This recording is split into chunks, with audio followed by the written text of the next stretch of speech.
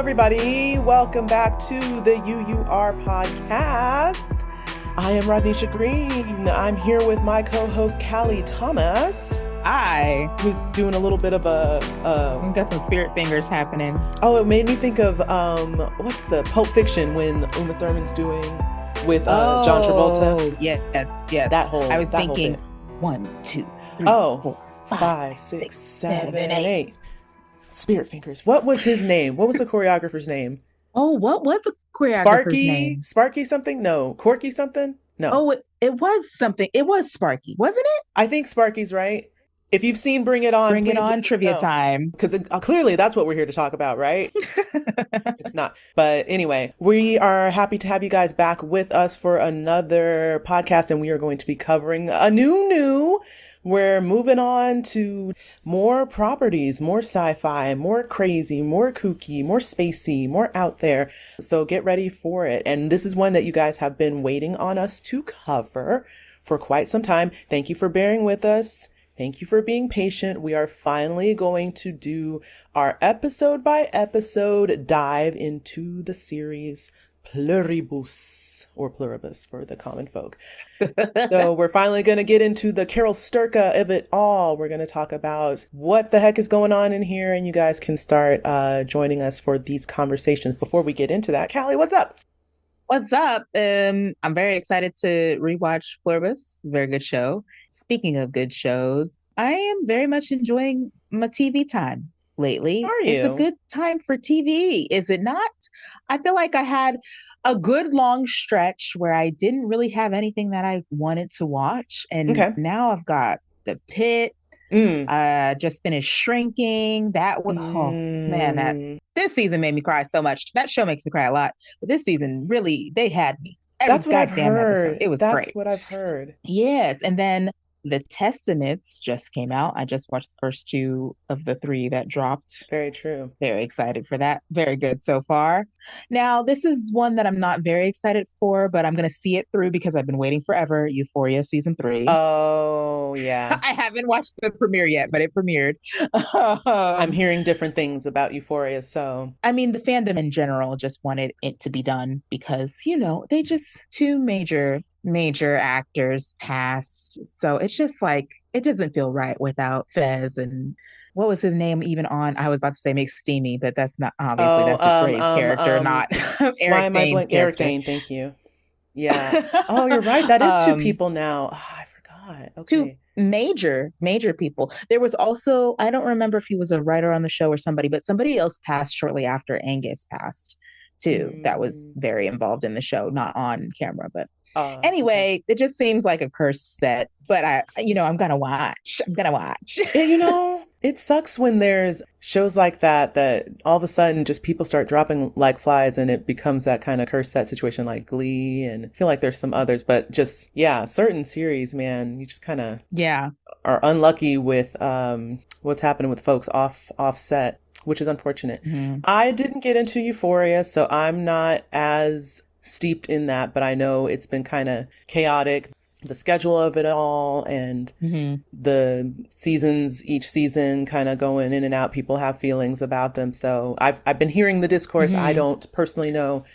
Well, and one thing that happens when you take so freaking long in between seasons is that you have breakout stars who then start getting work, and then it makes it hard to schedule, right? Yep. So Zendaya, Sydney Sweeney, Jacob Elordi, all like boom, movie since season 3 has been on hold for one reason after another. And so part of that is also scheduling 3 big stars. Yeah.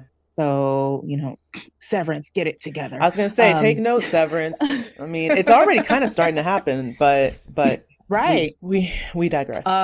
Which, speaking of, I want to see Adam Scott's movie that came out. Oh, yeah, Hokum. the horror movie. I haven't seen it. Yeah. Wait, yeah, okay. Good, I was going to say, yeah, I'm very curious about that. On the note of good TV, I too have had my funsies that I've been honestly, I haven't gotten into as many shows as I want to get into. It's generally frustrating because we do have a lot of good TV, but it's also like I only have so much time. Right. And so I keep trying to get into what I can. And it used to be where I could just binge and watch night after night, relentless shows. But now it's just like, I just have too many other things that I can maybe focus on one series at a time, or maybe two or three. It's much more limited than it used to be. But The Pit is definitely one of them. And the finale is this coming week. Right. And I am ready to see how this whole season wraps up. And my sister is waiting for me to give her the green light, because she's waiting until all the episodes are out, because she refused to watch it week by week. She said it's too stressful for that. So she wants to be able to binge it. That's funny. So I told her, when we get to the finale, then I can let you know. And then that weekend you can just go to town. Yeah. But I've been enjoying that. And then I want to start Shrinking. I had a plan to start Shrinking. And then Love on the Spectrum came out with a new season. And I was like, I gotta watch Love on the Spectrum. And I adore it. It's so fun. And I had been hesitating on starting. My sister's been telling me for years to watch it. I've been wanting to watch it, and I'll catch clips on, socials of the different people that they're covering season by season, but I've never watched it in its entirety. But the little bit that I get, I was like, this feels like it's going to make me emotional, and I just don't know, and I want to be emotional. Mm-hmm. And I guess last weekend I was like, you know what, fine, we're going to be here, we're going to be cleaning, let's just put it on and watch it. I fell in love with every single one. Like, did you start with the original Australia one, or did you only watch US? I want them to make more seasons of the original. I want more of that. I'm gonna go back and watch the first season, because that's the other thing I didn't know until she told me, was that the first season wasn't in the US. And I was like, oh, see, I didn't know that. Mm-hmm. And then I guess season 2 is when they brought it to the US, and then they've been doing it here since then. I just watched season 4 because all the clips I was seeing were of different people from this season. I was like, well, I want to see these people. So I'm going to start here, and then I'll backtrack and work my way forward, which is kind of what I did with 1,000 Pound Sisters. Anyway, I digress. It's great. If you love a love and you're sick of Love is Blind disappointing you, watch Love on the Spectrum.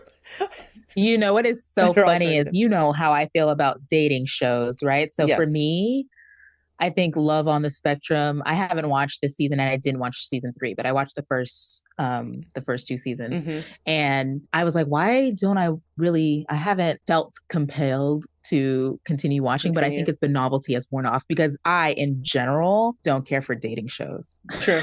Right. Sure. You take all the other stuff away, it's just another dating show. And I'm like, okay, it was fun. It is. But also, I'm on all the autism algorithms. I get all the You're not missing spoilers anything. anyway. Yeah, I get all the clips. Anything. I get all the clips. I follow all my favorite people from there. So like I got the Connor and Danny and everybody talking about it. Now all that is landing on my page. It wasn't before. So now I'm seeing all of their socials and their, personal accounts and stuff like that. I was like, oh, see, I wasn't tapped in. So I missed all that.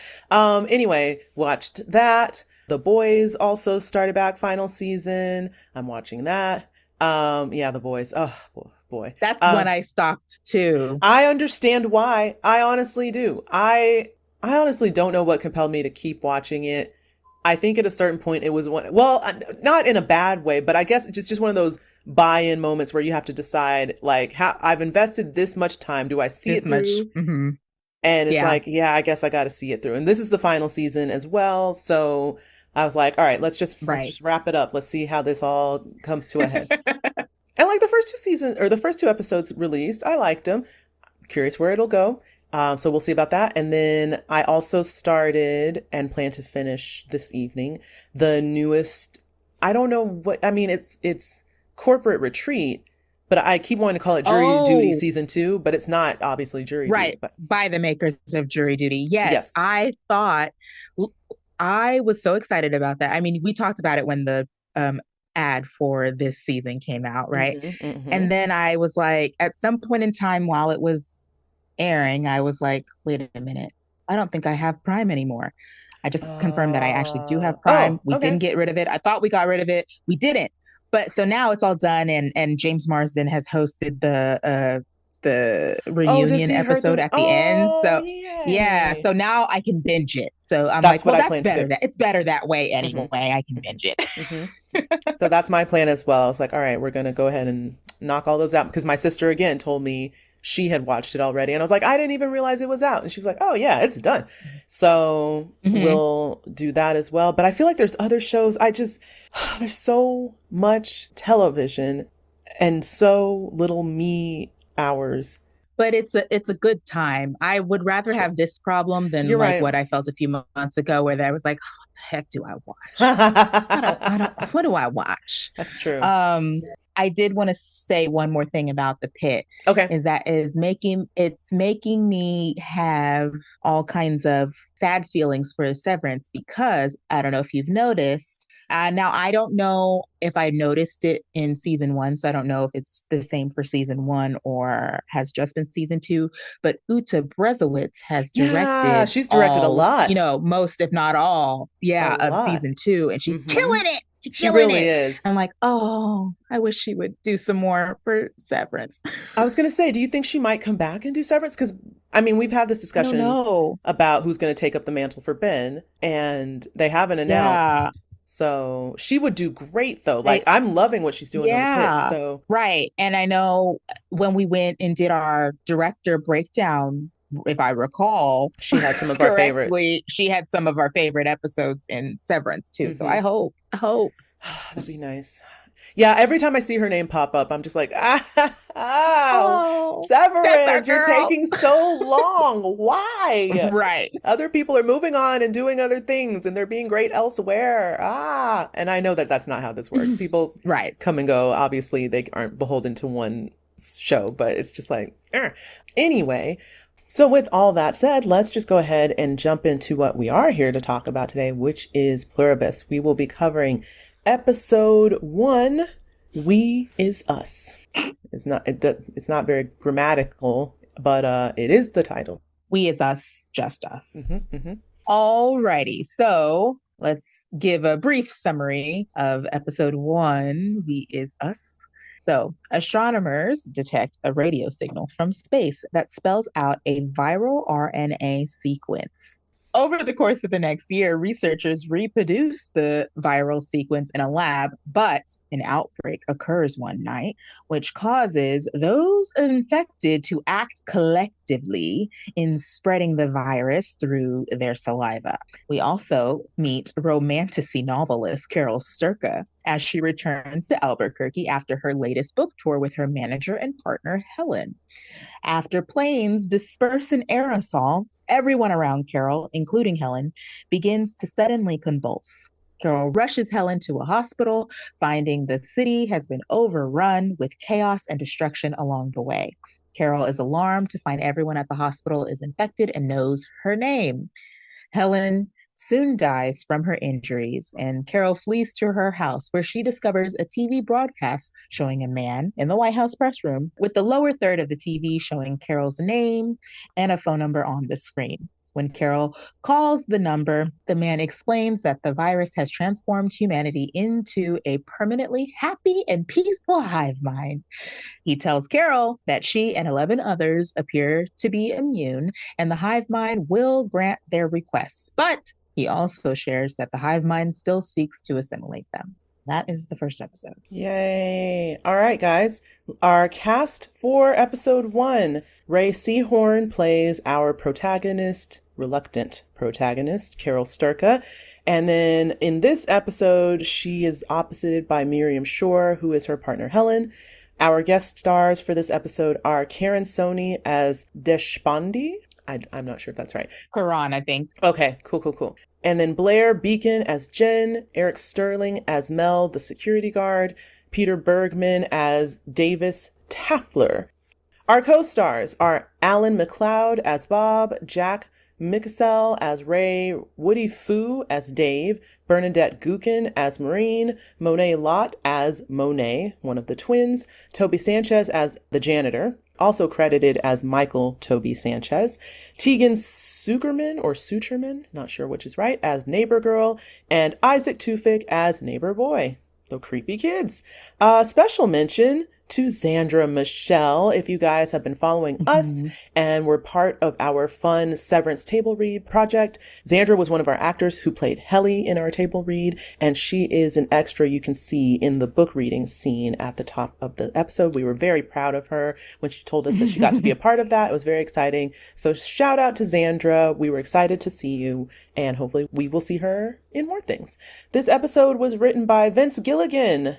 Ariel Levine or Levin and Jeff Frost. And this episode is directed by Vince Gilligan. Okay, those are our credits for episode 1.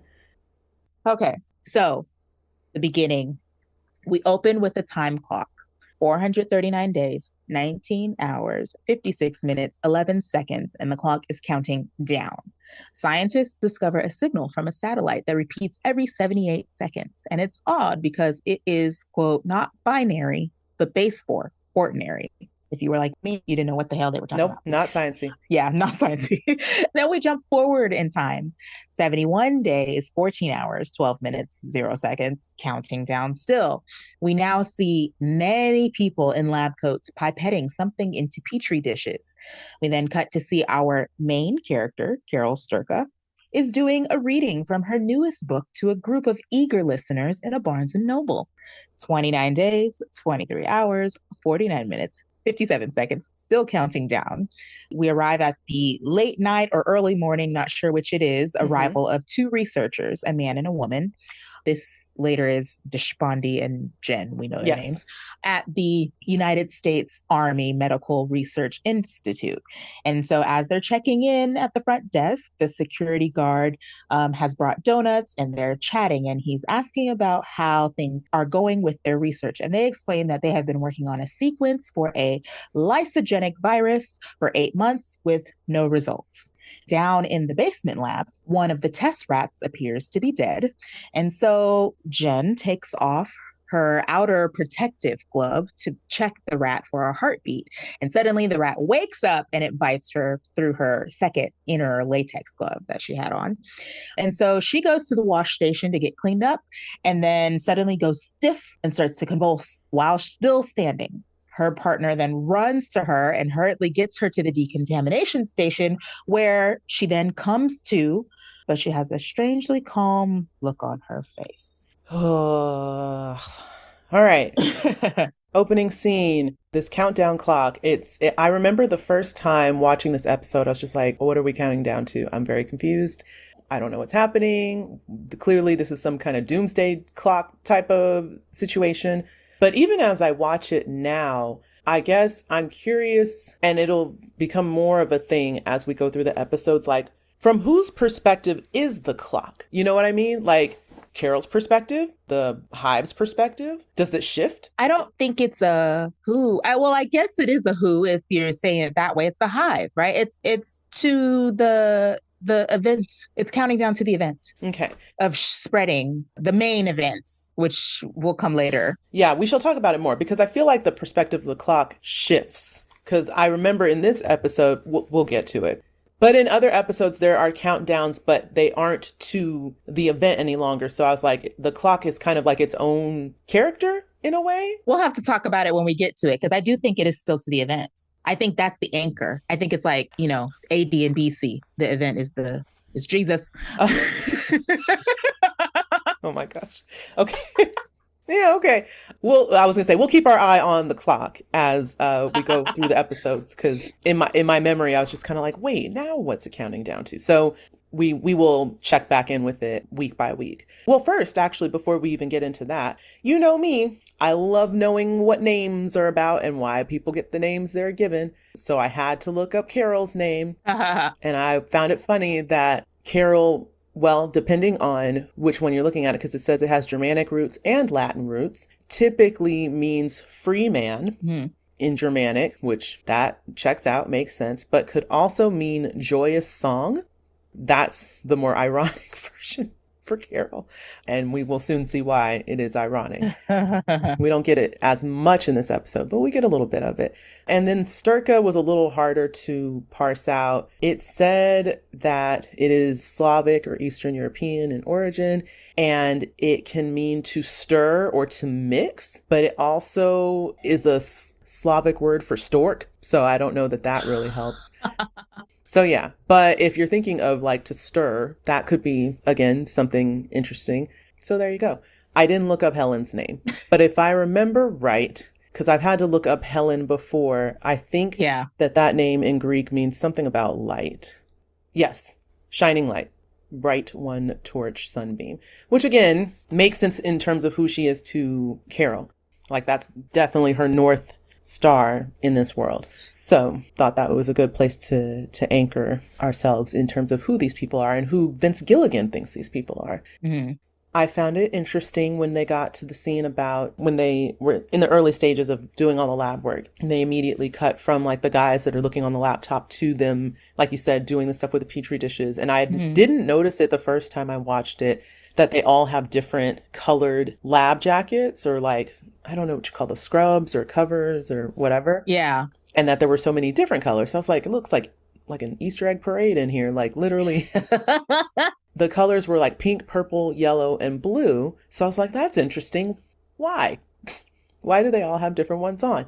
And I guess it's symbolic as well as I think organizational. They symbolize the 4-part sequence of the RNA structure. But I think it's also that each of them, whatever color they are wearing, is what part of the sequence they are working on, I suppose. So you can kind of color code to who's owning what part of the breakdown or whatever. So I was like, oh, they had a different job. Makes sense. That makes sense. That makes sense. But in addition to, I got very into colors this episode. I see your notes. I was like, Well, because like we're building on the plot, we're establishing, we're setting. So there's just a lot of set pieces and a lot of visuals. Yeah. And a lot of conversation about things I don't understand. So I had to focus on something else. I was like, I don't get the science of this. I'm not even going to try. But I can look, I can see that there's a visual language going on.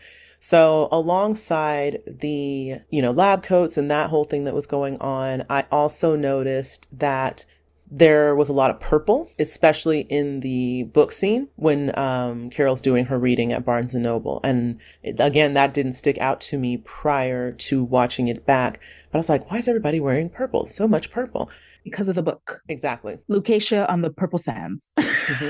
But it is also kind of an early indicator of like that conformity, right? Like this is the thing that they're all willing to kind of coalesce around and be unified by and have this kind of hive mind. We're getting like a little mini sense of that, right? With this very dedicated base of fandom that we see attached to the book. So again, just kind of a fun little nod to what's coming that we get in that scene. Carol is wearing green. I don't know that has any type of specific symbolism to it. She's the one that stands out. But we'll get to what she wears later, and that does have symbolism to it. So, yeah, at this point, the thing you're just kind of noticing, and even like her signing everyone's books in like the purple Sharpie, it's very much like a conformity thing that they're trying to establish with that group. The rat. Can we talk about the rat? Can we talk about the scene with the rat and the lab and the rat? And I know there needs to be an inciting incident and that whole bit. Right. So question number 1, the whole reason Jen and, what's the guy's name again? Deshpande. I don't know if I'm saying it right. Yeah. The whole reason they're over there is because aren't they about to kill all the rats anyway? Because they were talking about giving them cardiac sticks and they were like, well, if you don't want to do that, we have to do some other method. And she was like, I think it's better to give them the cardiac sticks. I didn't know what the words they were saying meant, to be honest. I didn't know what they were about to do. And I know she didn't want to do it, right? Yeah. I remember the two things they were discussing between, it seemed like methods of disposing of the animal. So I was like, well, if y'all are over there about to get rid of these animals anyway, why are you messing with the one you think is already dead? Just presume it's dead. Why are we trying to figure it out if it is dead or not? It's like, oh, that's one less one that we have to deal with, I guess. Well, it's important information to know if the thing killed it versus it hasn't done what they're looking for, so they're disposing of them versus, no, this version of whatever we're doing killed this. That's important scientific information. Okay. All right. She's like, I don't like that. I guess just for me, I was just like, well, why are you messing with it anyway? It's dead. And or maybe it's more the fact that I guess she's trying to confirm that it's dead or get a pulse or whatever. I don't know. It was just one of those things that I was just like, I'd come back to that later. Let's kill all the rats first, other rats first. And then if that one pops back up, it pops. I don't know. I don't know. I think this is the non-science-y getting in the way. I do think it's like a protocol situation. Maybe. I fully think like that because they're probably like even need to figure out like time of death and do all of that. Like, I think that possibly dead rat takes priority over everything else, Okay, probably. then here's question number 2. Did you have to put your hands on it, or was there not another Now, way to now, figure out if there's a pulse? now I do believe that was stupid Thank AF you. because that was breaking, right? Because why are you taking your PPE off for any reason? That part. I was like, this whole thing could have been avoided. If she had kept Yeah. her PPE equipment on, we wouldn't have had this whole thing, or maybe it would have happened a different way. But like, Right. all of this started was because you ignored protocol and you took your gloves off and touched the Yes. thing. And you don't know what this Yes. thing is, or it's a virus, you're handling it. I was like, Yep. I know this needed to happen. I know there had to be. Did you see the most recent Jurassic Park movie? Oh no, I haven't seen any of the what you Lord, I was about to say Peter Quill. Not the man's real name. Might as well be. It's the same in every movie. It's fine. But the inciting incident in the most recent one, is it Resurrection that it's called? Jurassic Park Reformation? It doesn't matter. But the inciting incident for this one was very dumb, and it has to do with a candy bar wrapper, and again, people being reckless in labs. And I just was like, do people not understand that there are rules for a reason in a lab? There are dangerous things. Yep. Dangerous things. So yeah, so that was my gripe number 2, was like, shouldn't have took that off. It's not that urgent if it's already dead to be taking your equipment off. I feel like better safe than sorry, especially you don't know if it's anyway. So that was the next part of that was we mishandled the rat, and now we're all in a free fall because one lady. So there was that, and I feel like there was another thing that stood out to me that I thought was interesting. So we don't find this rule out until later, so I hesitate to bring it up now. Okay. But one thing that I can point out is that the rat didn't bite the second guy. So it's interesting that it bit her, but didn't just go on biting everybody, right?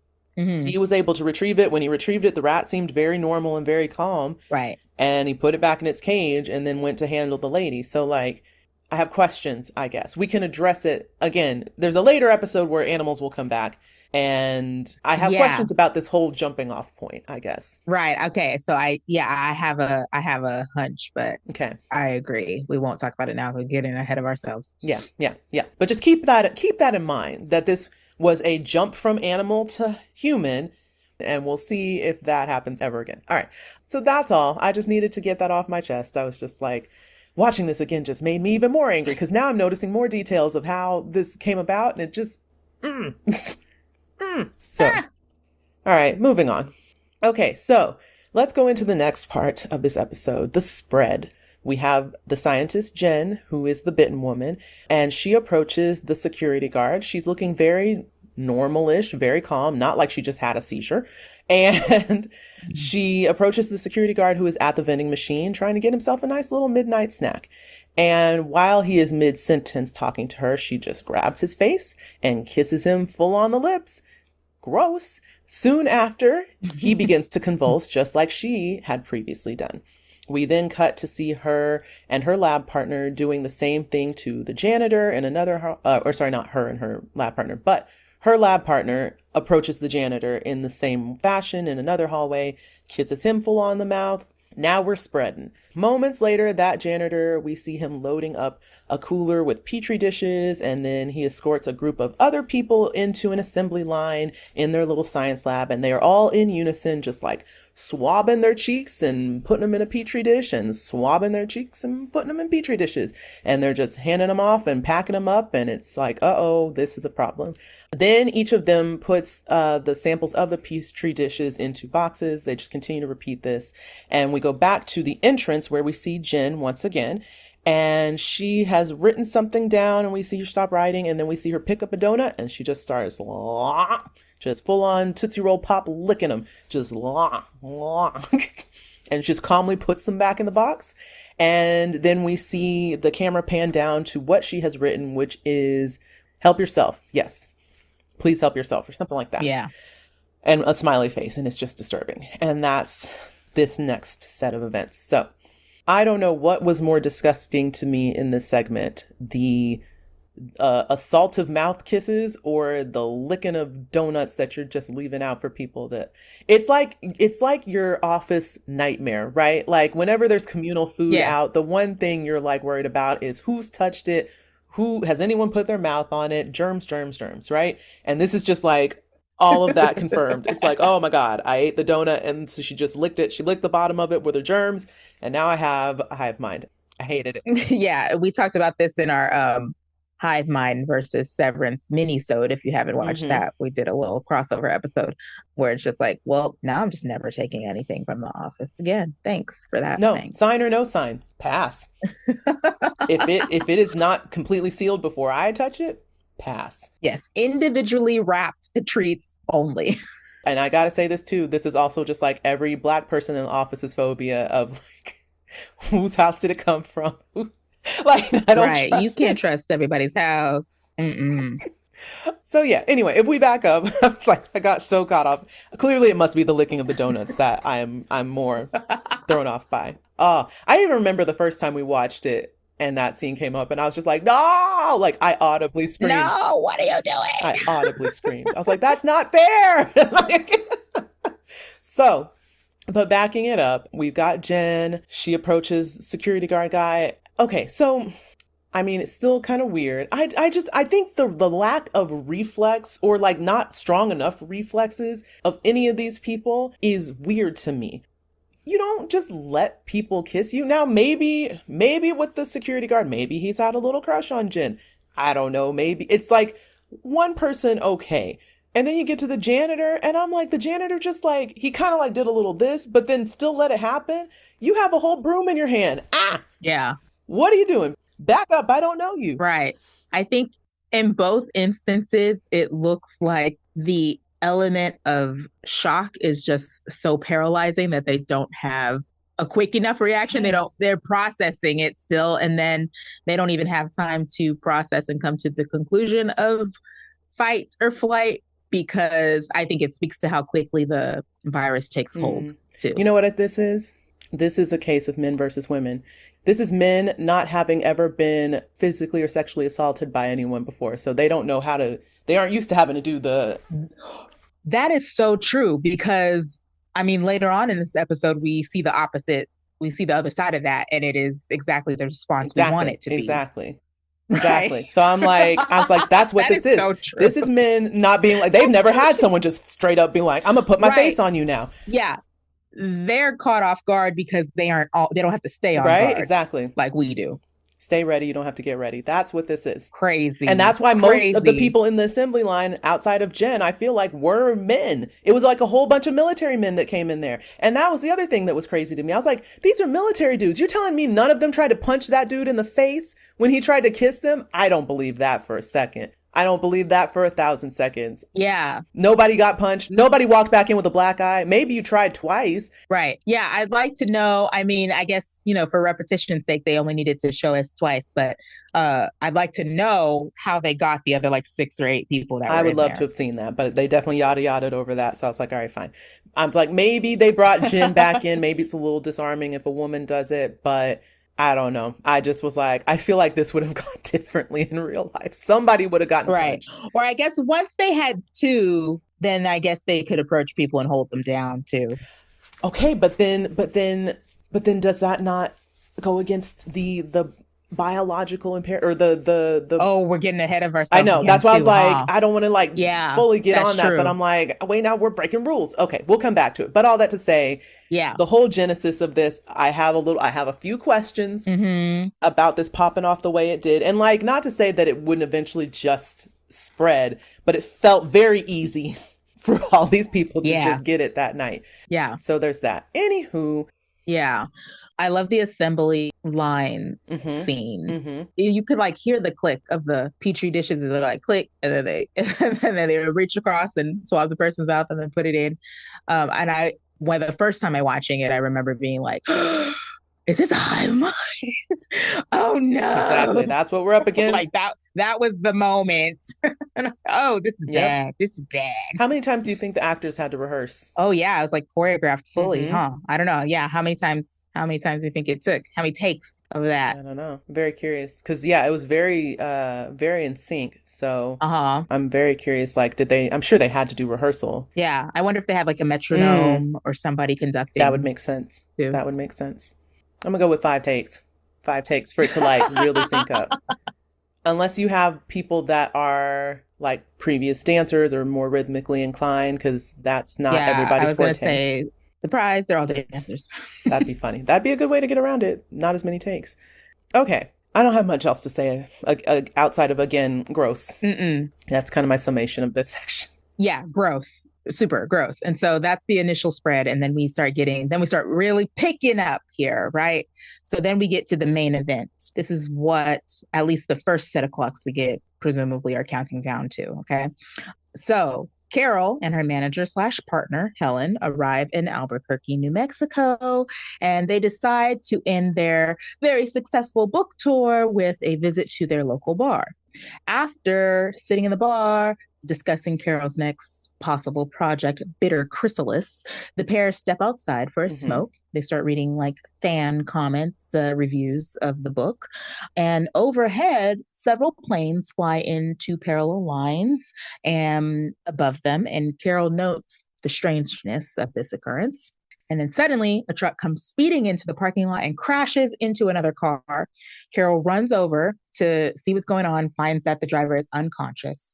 And as she's trying to figure out what's going on, she turns around. She's calling out to Helen for help. She turns around when she doesn't get a response, and she finds that she is also standing unconscious, frozen, and then she falls to the ground and starts convulsing.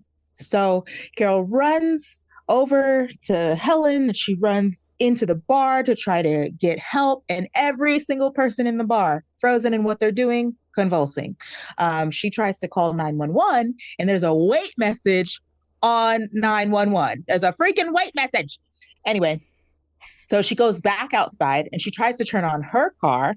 But what we find out is that she cannot because there is a breathalyzer Mm-hmm. attached to it and she doesn't pass the breathalyzer. Mm-mm. Earlier in this scene, Helen doesn't want her to drink, and she should have listened to Helen or she would have been able to turn on her car. Anyway, so she runs back to the truck that crashed and she pushes the driver aside to the passenger seat.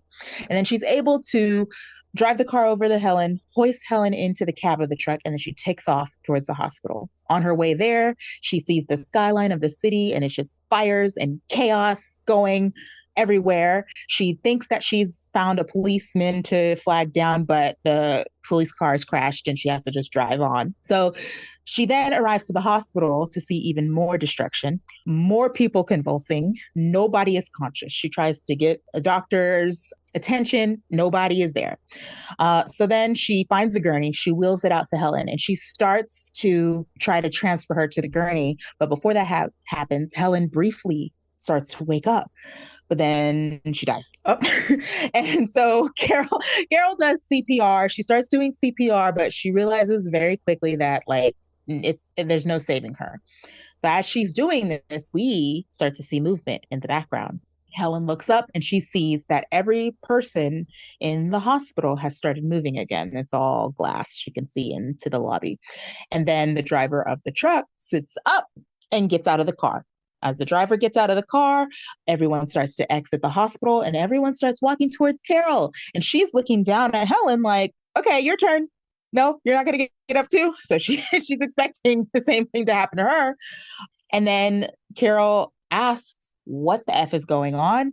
And one of the people tries to kiss her, is what we just mentioned earlier. And she has the appropriate reaction, which is to immediately push this person off and like square up. But then some of the people start to try to take Helen's body, and Carol puts a stop to it. She's like, absolutely not. Don't touch her. And in unison, everyone says, we just want to help, Carol. So the event. My first thought as this set of scenes happened, when they finally cut over to Carol and we see the fun little yellow jacket that she's got. I was like, I don't know why I didn't clock this before. I was like, but this jacket is giving me like Kill Bill vibes. And I think Yeah. maybe because she's blonde too, I was like, it's feeling very Uma Thurman, Kill Bill. Yeah. The marketing in general is very much like it's the same That's color true. scheme. It's the same shade of That's true. yellow, right? Is it like this the lettering and all of it is very Okay, Kill great. Bill. I'm not crazy. Okay. But that is also why we decided to do the highlighter yellow jacket that I have. I was like, let's go. Let's go, Carol. Nothing if not stylish, that Carol Sturka. Before you get to the Yes. planes, in the bar they're talking about the book, Mm-hmm. right? So Carol very much is does not like the series that she's famous for. She thinks it's dribble, dumb. So she's been working on her serious book, and Helen is like, "Well, why don't you do your serious book, Bitter Chrysalis?" And I'm sorry, but that name sounds so stupid to me. And so, what do we think Bitter Chrysalis? It seems like an on the nose metaphor for whatever the book is about. Like it's a bittersweet transformation. Like Carol, I don't know nothing about you yet for real, but I already don't like this book because of the name. Yeah, I do think you're right. I think it is a very on the nose metaphor. I guess my question is it supposed to be a fiction book or a nonfiction book? Is it about Carol or is it just a Carol-like figure or a Carol-like representation? It definitely feels like it's rooted in her life, right? Yeah, I don't know. I'm trying to think if there's anything deeper that it could mean or be. Like you said, the on the nose thing is like, oh, this person is going through this transformation or this change, but it's not as beautiful and blah, blah, blah, blah, blah. Like I can see that whole bit about it, but I'm like, could there be another part to it? Could there be another, like, would someone eat a chrysalis? Would it be bitter? Would it be like a bitter pill? I don't know. I'm trying to think beyond. I'm just trying to think beyond, writers. Oh, that's funny. They'll be like, what you don't know is that in certain parts of the world, chrysalis are a medicine. And so it's like a bitter pill. And it has less to do with transformation and more to do with like, take your medicine. Like, yeah, I'm just like, I could see this going a totally different direction. So, oh dear, who knows? Honestly, I wish we got a little more insight into what this book is or was planned to be. Yeah. Or, again, I didn't even question it until I saw your comment on whether it's fiction or nonfiction. I think my initial thought was that it's fiction because obviously, why my God, I just blanked on it. Waikaro. Blood Song of Waikaro. Waikaro, that whole series is fiction, obviously, and fantasy fiction. Yeah. But then part of me is like, oh, maybe her real book would be the nonfiction depiction of her life. And that's what she really wants to talk about. But then, well, shoot, I'm jumping ahead. We're going to have to come back to this too. Because of, again, what comes later in terms of this book. But let's just keep all these things locked in. These are things, it's funny, there's a lot that's being established in this episode that we kind of return to later. I didn't think about.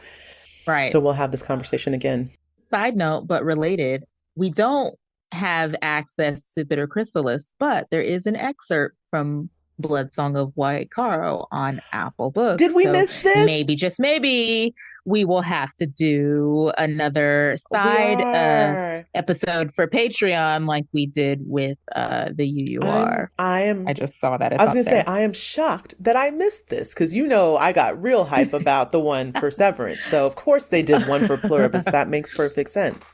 Okay, yeah, we're definitely going to have to do that. Go ahead and clock that. We're going to have a little side episode about that. Yeah, I'm very curious about the Waikaro series too. So that'll be a fun little deep dive.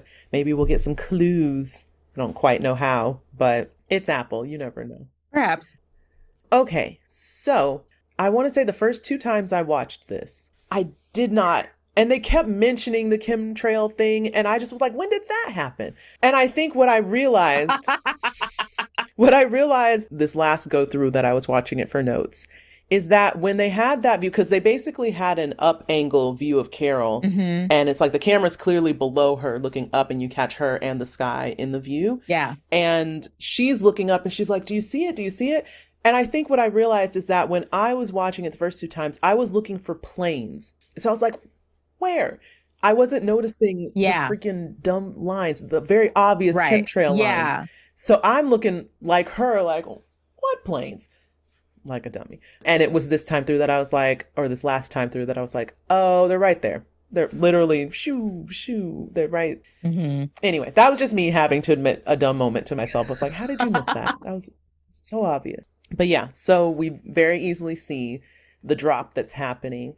But yeah, so if anyone is a fan of Breaking Bad, also a Vince Gilligan series, the place where we see Helen and Carol, Silverjack's Saloon, the actual real name of this location is Vernon's Speakeasy. And Vernon's Speakeasy made an appearance in Breaking Bad.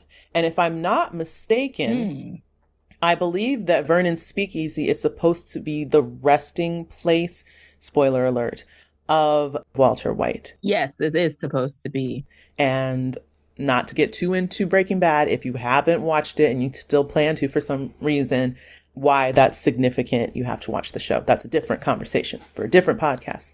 But it's fun to see the crossover here. So of course people are like, are the universes connected? Is Walter White a part of this universe? Is this a whole blah, blah, blah? And there will likely be more because Vince Gilligan is just a fan of Albuquerque. And he likes New Mexico. Yeah. And I mean, he said that, they like him back. It's a very great place for filming and making his shows. Hey, go where you're loved, Yep. So just wanted to shout that out. But that's funny. On with what's happening inside of the saloon. So we get the car crash that happens. That startled me both times I watched it. And I knew it was coming, but I think the timing of it, because you get so invested in their little conversation that they're having, that it always just kind of comes out of nowhere. And then Helen freezes. Everyone inside is spasming. It's a very distressing scene to watch because like everyone is literally frozen in place from whatever activity they were doing. So like as soon as Carol walks in, the girl that's holding the drinks, they're just like, gaga, gaga, gaga. You just hear glasses clanging. I'm honestly was impressed that they didn't fall off that tray. I think I was paying more attention to it this last time because I was like, wow, the fact that she was able to get them to shake and do the noise without them just completely falling over. That's another one of those. How many takes did that happen? Or did they have some type of like, tricky prop thing in place to like get them to cling together without like falling over? Yeah. Sure, there was some little movie magic there. But even like there was a noise in the background and you realize that it's a person who was singing, just making this guttural noise over and over. And it's just like, yeah. And it's like, oh, I don't like that. so it's just very, very creepy and haunting, this whole moment. And then like, she's trying to get the phone from that one girl and knocks bodies over and they all just like, it just. Yeah. And having to like pry the phone off because clearly that person was already trying to call 911 and then got frozen. And then she has to pry the phone out of her hand. Yeah. So I was just like, everything about this is so haunting. And like, all I could think watching this is like, what would I do in this moment? And then I was going to posture the same question to you. It's like, would you have done anything different? Is there anything that you would have, like, I guess for me, it's like, one, if I were there by myself versus if I were there, like, with a loved one, like she was with Helen, would I have tried to move that person? Would I have left them there? Would I have tried to get myself out? Would I have still tried to drag the person out? Like, I'm trying to imagine everyone around you in one instant just like seizing up for an extended period of time, not just for 30 seconds, not just for a minute, like people are just stuck like that. What do you do and what do you assume as far as, is this just here? Is this everywhere? Like once 911 isn't an option, what do you even try to go to the hospital? I don't know. I just had so many questions about this whole moment. I mean, yeah, I don't know that I would have done anything differently because what do you do?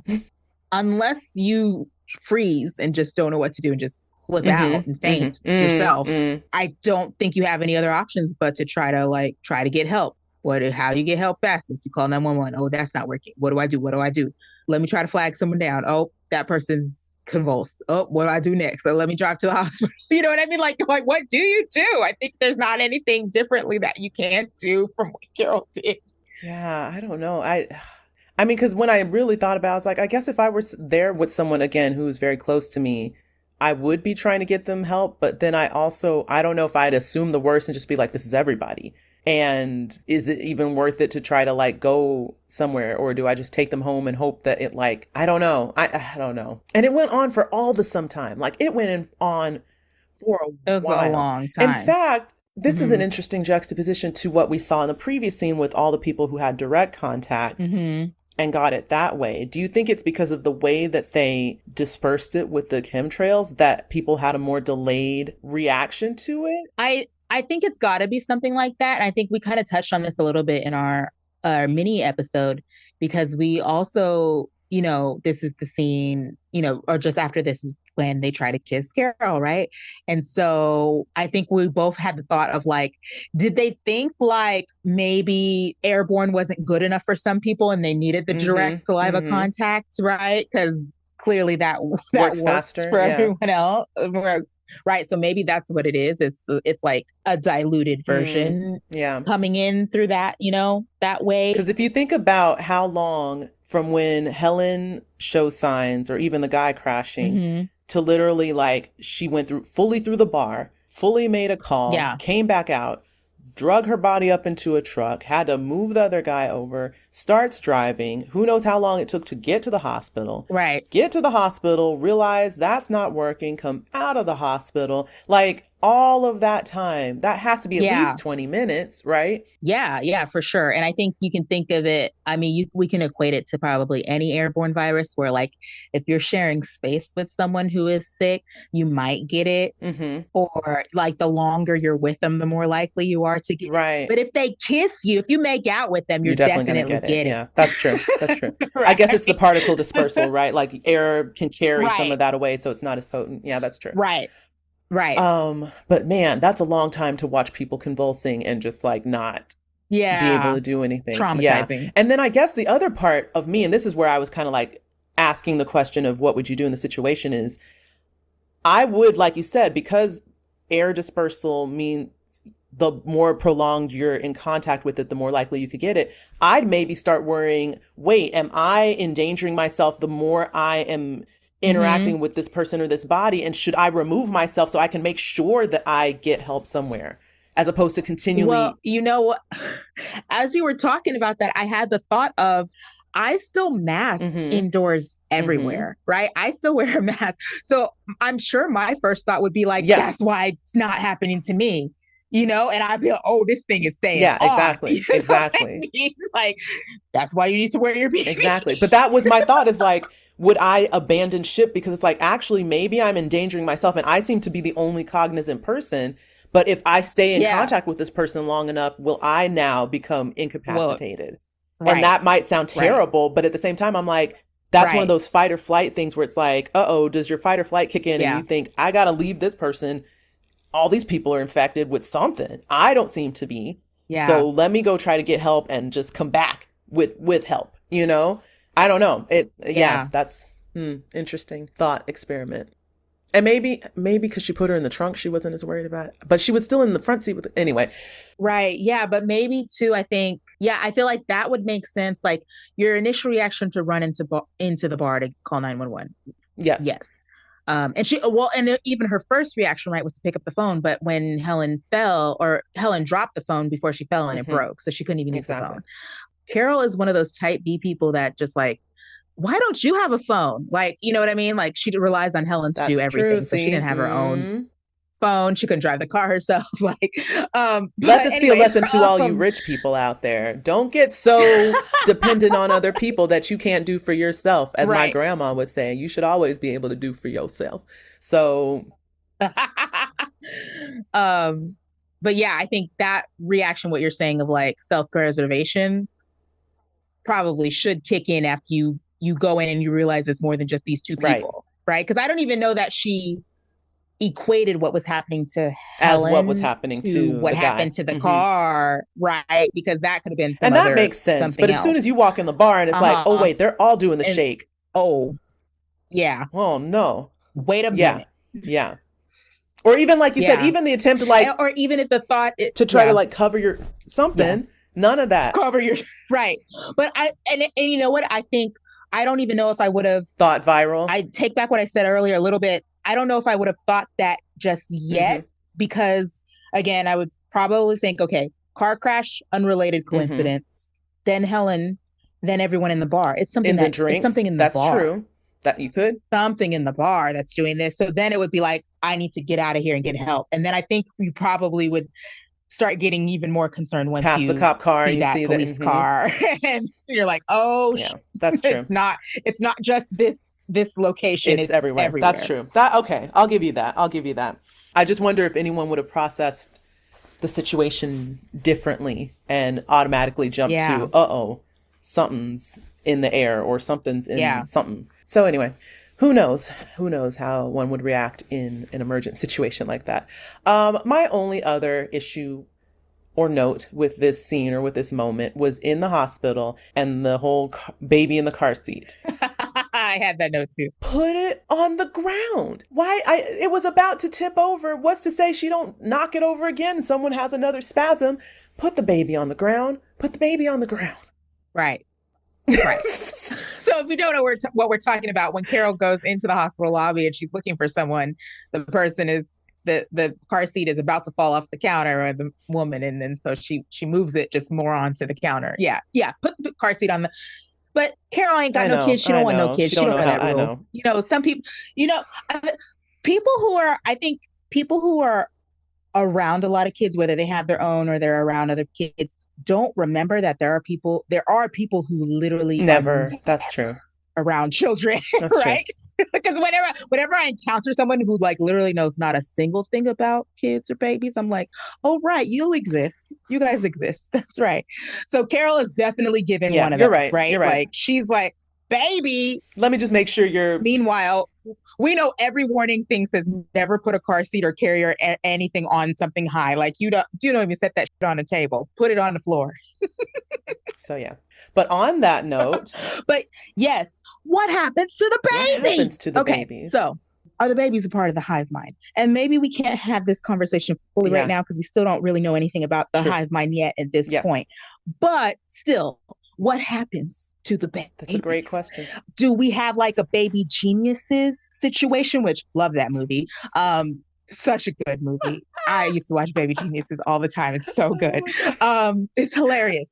But you have little baby people, except that like they can't maybe walk around and stuff. They still got baby bodies, but do they now have all of the hive mind knowledge and ability to speak in whatever? Or I don't know. Side note, or has the baby? This was also brought up in our mini-sode, and I don't remember what conclusion we came to, but I don't it's disturbing to think of because there are babies in this world, and this hive mind is a hive mind. So naturally you would assume babies are part of this, but then obviously they're babies. So we still don't understand like what aspects the hive mind controls. Is it just mental or is it mental physical? Yeah. Because the reason, just to backtrack, we got into this in the mini-sode, we were trying to determine like how much of the hive mind resolves physio-mental things in a human body. And does that extend to certain disabilities? Does that extend to certain like cognitive things?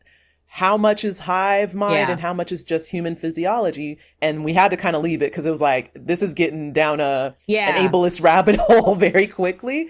Yeah, it's really murky. And so related to that, my thought was just like, okay, so with language development, much of that is exposure, like when babies first start being able to, acquire language. How much of that is like actual brain development? So maybe they get all the knowledge of the hive mind, but they still can't speak because there's just not time for their brains to do speaking yet. Yeah, it's physiology. Exactly. They just can't speak yet.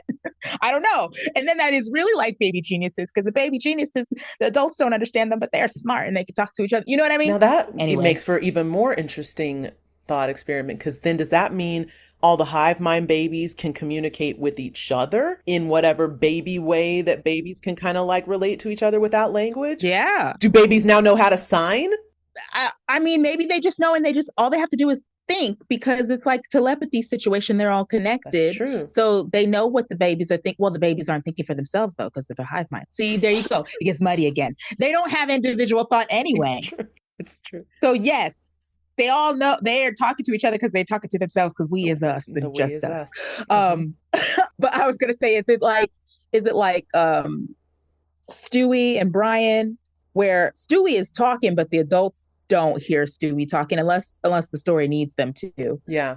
It's just baby talk. It's like, wah, wah, wah, wah, wah, This wah, is wah. confirmed, actually. I do think there is a physiological barrier because I do remember now in the scene after Carol comes out of the hospital and all the people start to come out, there is somebody from the hospital that must have some kind of injury and the people have to help them get to their car. Help him. So Yes, maybe yes. it is, like you said, where babies, they have all the shared mental understanding, but because they are underdeveloped physically, they can't do nothing with it. They still can't do nothing. They still just a baby. But then what do you do with them? Do they have the babies all somewhere? What do you do with the babies? Well, getting ahead of ourselves again, they can't harm anything or Right. anyone, right? So they got to just take care of the baby, right? I guess. So I many have questions. so many questions. Oh boy. Yeah. Okay.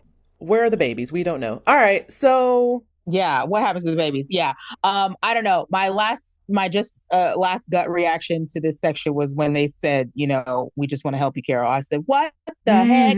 Oh, hell no. No. Oh Who they hell what? They talking together? no. Hell no. This is the first, this is the first, this is the first moment where we get like a in unison, like talking. Like up until this point, they're moving in unison, but they're not speaking to anybody. Then not a word has been said. And then you get this and you're like, and they know her name. They're talking together and they know her name. Oh, no. And then suddenly all the billboards that said, hello, Carol, made sense. Yeah, that's wild. I couldn't imagine that. Okay, side note. This is another moment that I did not catch the first time watching through, but did catch this time around. So when she does go to Helen and she's trying to get her to wake up when she gets back to the truck from the hospital, and you see Helen kind of like convulsing still, and then she does have a small moment where she looks down at her and Helen looks back at her and Carol's like, Helen. And then she kind of like does a soft smile and then she's gone, right? Yep. And I remember the first time through, I don't think I really clocked it. The second time through, I was like, oh, she got to have like one last moment with her and then she's gone. And this time through, I'm like, that wasn't Helen. It wasn't Helen. That wasn't Helen. And that's unfortunate. Yeah, I think she woke up as the Hive, but it didn't take for her. Her body couldn't handle it, so she died. That's what I think. So this is another, and I don't know if we should have this conversation now or when they come back to it later, but I have seen some thoughts because there's been discussion about, like why some people didn't take, like some people's Hive changeover didn't take. Yeah. And some people wonder, I saw this when I was just kind of doing research for this episode. Some people are wondering if Helen's fall was the actual contributing factor to her not surviving the change, because they said that when she fell, you could see that her head made impact with the ground. So was it just a head injury? Was it more head trauma than it was the actual hive mind? We'll never know. Possible. But I'm sure being in transformation didn't help. Oh, hey, this is kind of tying into the bitter chrysalis. Boom, boom, boom, on the nose. There it is. There it is. Bitter chrysalis. We're never going to get an actual bitter chrysalis book because it is the show. The show is bitter chrysalis. It is. Pluribus, aka bitter chrysalis. Bitter chrysalis. Boom. We figured it out. We did it. Okay, let's move on to what is going on, because we are fully in this hive mind and there's no turning back. So Carol jumps back into the truck and races home with Helen's body in tow. And when they arrive at their suburban home, Carol is unable to find her keys to the house. And so two neighbor kids just happen upon her as she is struggling to get inside, and they are very creepy. Think, The Shining, think Children of the Corn, all of that, right? Weird, creepy kids. So they come out and they tell Carol exactly where to find the hidden spare key. And they reference an old memory of Carol getting locked out. And they told her where to find that previous hiding spot. It's all very strange. And you're like, how do these kids know this? That's weird. And so she, rightfully so, yells at these kids to get out of her way and leave her alone. And they're just like, sure. Just give us a second to clear the space. So bizarre. And then you notice that at that instant, every single neighbor in her cul-de-sac decides to leave at the same time. And they all say in unison, "We're very sorry for your loss, Carol." Like, just stop talking to me. Exactly. Not helping. So Carol goes inside her house and turns on the TV. There is no signal at first. And then we get a message from the White House, and it just pops up on the screen. And at first, Carol is relieved. She's like, okay, there's some normalcy somewhere. We're okay. The White House is communicating. They're going to tell me what's going on. But then she begins to realize that the ticker tape that is scrolling across the bottom of the screen is addressing her directly. Not a good sign. And it, the entity, wants her to pick up the phone and call. So Carol makes herself a drink, rightfully so, and then sits down to call the number. We find that she is speaking directly to the person on the screen in front of her with the White House seal behind him. And this man begins to communicate with her directly from the television. So he apologizes again for Helen's passing. Nobody's going to let this go. We get it. You're sorry. And then he begins to answer Carol's questions about what the F is going on in the world right now to the best of his ability. So he begins to explain the following. No, it is not an alien invasion. No, they are not mind readers. They always say we, not I, because we is us. Just us. They are beneficiaries of extraterrestrial technology gained from a signal sent 600 light years away, in case you were wondering. The signal was a recipe for an RNA sequence that acts as a sort of psychic glue, connecting all of human consciousness into one. They don't know how it works, ... yet. There are 11 others in the world who appear unaffected, like Carol, and they promise that they will figure out how to fix it. And Carol's like, fix it. And they said, so you can be like us and join us too. Nope, don't want that. And we end the scene with a new clock that has established a 00, so very much an AD. And we are at 00 days, 1 hour, 00 minutes, and 00 seconds. And it is now counting up from the event. And there we are. Yeah. I found it funny, the scene when Carol gets there and the kids start talking to her.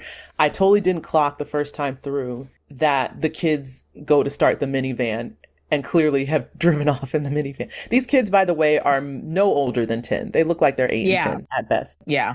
And as soon as they're like, sure, Carol, just give us a few seconds to clear out, you hear a pop, pop, and like you see them walk towards the minivan. And I was just like, oh, Lord, the kids are driving the van, which would ordinarily be distressing, except hive mind. So everybody knows how to drive. Yeah. Even the children whose feet can't reach the pedals. So then explain that one to me. Did they give them a booster? Do they have extensions? Is one kid down there pushing while the other one's steering? They're not that tiny. I don't know. It's a minivan. It's not like a little sedan. Whatever. That's funny. Okay. So everything in this moment feels very appropriate. I'd be freaking out too. Children are talking to me like little robots. Don't appreciate it. Everyone's moving as one. I just want to get inside my house and barricade. I would do the exact same thing. My partner is dead. Got to figure that out. I need a drink. I don't know if I'm the only person at this point in the world who is like this. Is this just Albuquerque? Is this the world? There's a lot of thoughts. So I completely understand the reaction. Would you, when you got inside, would you try to start calling people? Or no, because we don't know what's going on with the phones? Or would you try? Well, I don't know. Maybe. I think at the point of, I don't know if I would have called the number on the screen first. Maybe I would have tried to call someone first, but at this point, she's already tried to call 911 and that don't work. But to try to call people, possibly. I also, again, am hung up on the fact that she doesn't have a cell phone. I probably, by this point, would have already tried to contact all my people. Yes. So maybe by the time I get to the phone screen, and who the has a landline anymore? I don't. Sure. I don't either. Yeah. So I don't know if I would have been, yeah, I don't know. I don't know. I probably would have been scared to call the number on the TV, to be honest with you. I don't know if it would have happened that quickly. Please call us. No, thank you. Yeah, that's crazy. I'm really trying to think how freaked out I would be and what would be my order of operations in those moments. Yeah. I know for sure, like you said, I would have had my cell phone. So I definitely would have been making calls to people on the way home to try to see who I could get a hold of. He does explain that the cell towers are down, right, though, so it wouldn't have worked. He's like, make sure you call us on this landline because all the cell towers are down. Oof. This would have been terrible for me because, yeah, I don't have a landline. So I would have just been SOL. What do? You going to have to wait. Right. And how else would they have been trying to reach? Like, I'm sure other people in the world are in that situation. Mm-hmm. They had to contact the people in various different ways. So I wonder what would have been their plan in that situation. Off that note and onto another, even in the first time watching this through, immediately when they got to the scene and they showed the guy on the screen, I was like, oh, I know who that is. If anybody grew up like me with their grandmother watching soap operas through the 80s, 90s, and early 2000s, and you know the show Young and the Restless, you will know that Peter Bergman is none other than Jack Abbott from The Young and the Restless. And if you know Jack Abbott, he's a pivotal character on that show, as old as the Newmans. If you know Victor and Nikki Newman, if you know, you know. Let's just put it that way. And I haven't watched soap operas in many a moon, but that was a defining part of my childhood. So I knew exactly who that face was. And I was like, good for him doing something outside of the soap world. I'm sure he's done other stuff. I actually have seen him in other stuff. Yeah. And he was on other soap operas before The Young and the Restless. But looking it up for this made me realize that, which I did not realize, is that The Young and the Restless still on. Yes, it is. He is still there. So he has been in a whopping 3,998 episodes of The Young and the Restless. That's right. That's right. Crazy. I'm pretty sure 1989 okay, that's when he started. 2026, almost my entire lifetime. Okay, that's wild. That's crazy. Because I couldn't figure out if he had maybe been in the show since like the 70s. Because I think that's when the Newmans made their. He was in. Just looking at his IMDb, he was in All My Children for 10 years prior. So in the 70s, he was in All My Children. He had a little crossover moment because he was Jack Abbott in 2 episodes of The Bold and the Beautiful. And that was during his initial time on Young and the Restless, and he's been on The Young and the Restless ever since. Oh, this is lore. So they poached him from NBC or ABC. All My Children was ABC. Oh, fun fact, he's in 1 episode of The King of Queens also as Jack Abbott.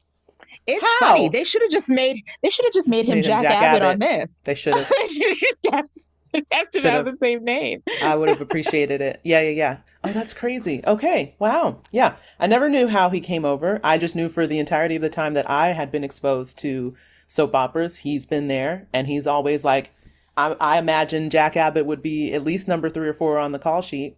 So gotta be 3,000 episodes. That's crazy. Yeah. He's almost at 4,000. He'll be over 4,000 before the end of the year for sure. Crazy.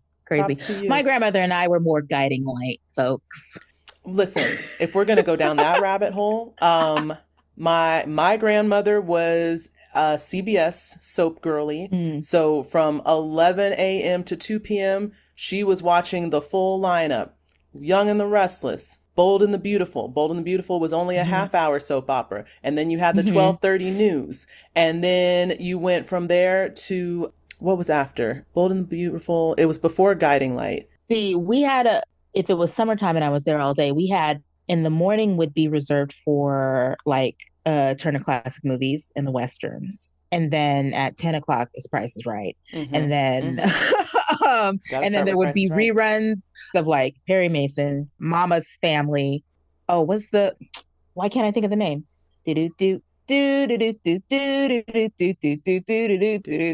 Oh, Andy Griffith. Andy Griffith Show. There you go. All of that stuff. And then you go to, it was Rosie O'Donnell, the talk shows, Rosie O'Donnell or Ellen, depending on what year we're talking. Yep. And all of, and whatever soap operas fit in between those chunks. I see. Okay, I second guessed myself, but I was right. For the second, I started to think that As the World Turns was ABC, but that's not true. It's All My Children. So it's Young and the Restless, Bold and the Beautiful, As the World Turns, and Guiding Light. That was the lineup. And that was when I was at grandma's house. Now, my mother was an ABC soap girly, with the exception of Young and the Restless. That was her one holdover. So then with my mom, it would be watching Young and the Restless. Then there was usually a gap. And then she would watch All My Children and General Hospital. And so Oh, that's yes, General how I got Hospital. into General. Oh, wait, actually, she watched Bold and Beautiful too. So she would watch those two, have the news gap, and then switch over to the ABC side for the afternoon lineup. And then it was talk shows. Ricky Lake, Jenny Yes. Craig, or not Jenny Craig. What was the other one? Jenny Jones? Jenny Jones. Jenny Jones. Mm-hmm. And Sally Jesse Raphael, along with Jerry Springer and Maury Povich and Montel Williams. God, anyway, I'm getting lost in the sauce. All right. So I don't know what else to say at this point other than I would be rightfully like out of my head. I don't know if I would drink myself to sleep or if I would just be an insomniac and just be sitting up all night. Yeah. Well, Carol clearly already has a drinking problem. Oh, that's true. To the point of having had it multiple DUIs to have that thing attached to her car. So makes sense that was her go-to. Default. Because she also very much seems like she has not ever tried to stop. Like she's like, whatever. She doesn't take it seriously at all because she has a driver in Helen. Going back to the bar, when they get there and she immediately gets a drink and then she's like, you're not going to drink. And Helen's like, no, right. I'm going to be the responsible one and make sure we get home. Yeah. Boo. Like she's just. Or even leaving the airport they go back to their car that I guess they have parked at the airport. And Carol goes to get in the driver's seat and Helen's like, you've been drinking. So like you were drinking on a plane too? That's true. Come on. True. Not to make this like a tropey thing, but this is just bringing me to Stephen King. It's because I'm reading a Stephen King book right now. But is it a thing that writers have to be alcoholics or like substance abusers? That is very tropey. Like they're just so troubled. They have to have a substance abuse problem. Yeah. I don't know how accurate this is to real life. Like I said, I know Stephen King was a writer with many a substance abuse in his past. I think he is sober now, but I'm like, is this common with many writers? I know there's some like older writers too that were alcoholics and stuff. I don't know. I'm just trying to figure out when this became like a full-on trope that like writers are, like you said, so troubled that they have to drown out the world. Right. Or like that thing where like, if you're going to call yourself a serious artist, whatever medium it is, you try to emulate certain people. Yeah. Right. So I can very much picture, we get to see Carol's like study later on. Carol like pours like a glass of scotch and like locks herself in the study and then has certain things set up a different way because that's what she does for her pictures process in her mind as a real author. Right. So she's like contributing to the cycle. To that. Yeah. I find it wild to me because I'm just thinking to myself, not that I've ever been just so inebriated so continually, but I'm just like, how are you writing when you're drunk all the time? Maybe alcohol affects me differently. I just want to go to sleep. Right. Or just relax. I don't want to write a book. Like me, it's, we've seen like those, there's a series, I forget who the artist name and I'm sure it's been done by multiple people, but there's one that goes viral every few years where this guy like microdosed various different drugs and like did a painting of the same thing or drawing on the same thing on these drugs and just to see how it affects to see how it affected. I have and seen that, yes. There's people who swear by like doing a certain thing, right? And I just started laughing to myself because me and my roommate in college, we thought it would be a great idea to like smoke and then go into if you were in the art department, it was declared as your major or your minor, you had access with your key card to the studios after hours, right? So you could work on your projects and stuff. So we're gonna go blast music, and we're just gonna get to a flow state, right? We had fun, but we did not generate any art that we were like, this is good. This like we thought we were artists. We thought, and it was not. That is a great story because that feels more like most people to me. Not that you are going to enter this realm where it's just like, I am really doing it. Like, I think most people think they're doing it. And then when they come out of it, they're like, I didn't do anything. No. But even like, not to get too parsed out on like what, inebriates do what, but like alcohol just has never felt like a stimulant creatively to me. So right. I just don't understand how anyone gets anything done drinking. Right. Yeah. We're not talking like a stimulant, like you said, like speed or Right. something, where someone's like, oh, I can get stuff done now. Mm-hmm. No, like this doesn't want to make you sleep, make you want to sleep. No. Or at least just like go lay down, or like, Right. I just could Yeah, I not don't feel like being fathom. productive at all. And I mean, not only that, not only does it not make me feel like I want to do something productive, is if I want to be productive, that's not what I'm You gonna could do. not. No. That is not my thought. Oh, I want to get some writing done tonight. Let me go pour a glass of wine. No. No, No. no. Okay. Well, glad I'm not the only one, because I was just like, I don't know when this became a thing for writers. I wouldn't get no novels. No novels from me. No novels. Be like, so sorry, guys. I went through another bottle of red again. Late on that deadline. Right? It's that thing where like I mean, we've done this when we're just writing something late at night and you're just tired, right? Not inebriated, just tired. And then you come back to it the next day and you're like, where was I going with this? What was I trying to say here? I can't even decipher what I was doing. That would be all my notes on alcohol. I'd be like, what is this? I knew what this meant last night. Couldn't tell you today.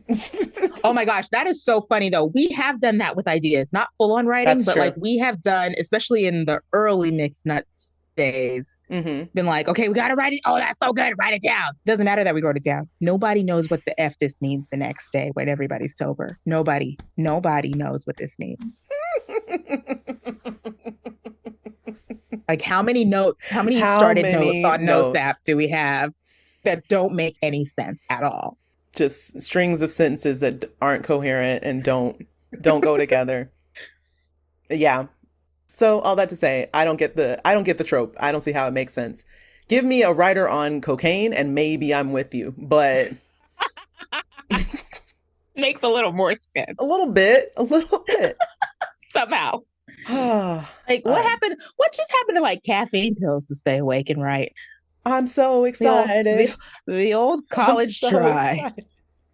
I'm so scared. Yeah. What happened to that? Shout out to Saved by the Bell. All right, guys. That is pretty much our episode for the first one of, I forget how many, 9, 10? 9. There you go. First of 9. So we're establishing the world, and this is where we're going to live. So we did not ease into this hive mind at all. We are fully in it. So if you have not watched the whole season yet, be prepared to live out this reality. This is the new normal. And we'll see what Carol does with all that.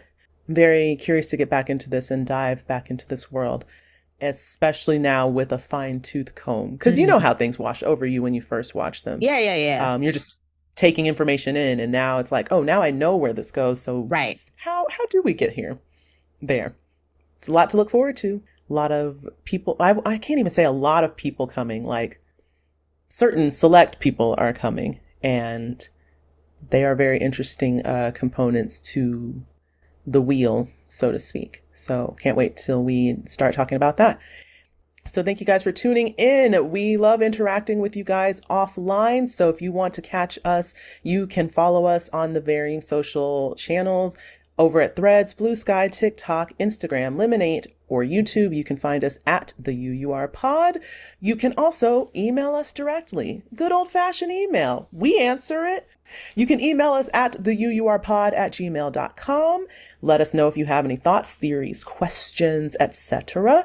And if you feel inclined, you can also join us over at patreon.com/theuurpod and join the Severed Floor membership tier. That is where you will be able to see the extended cuts. See, operative word, because most people are going to be hearing us, but you could see us. Get all of this in full effect. But that is where we have the extended episodes. We also do early releases to these episodes, as well as bonus content. You can also check out that table read we talked about over on Patreon.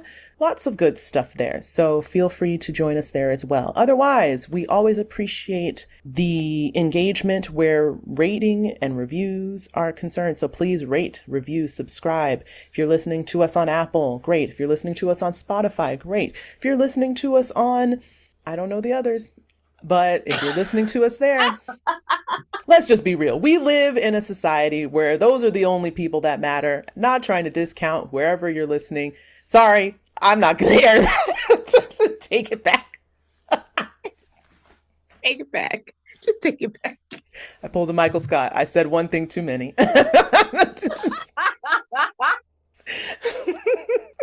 Well, too far. So anyway, we're just kidding. Those places matter. They matter and they generate revenue, and we love it over there wherever there is. But just, yeah, rate, review, and subscribe so that we can continue to climb up those channels and people can see us and we have more fun folks to engage with, because that's really what we want.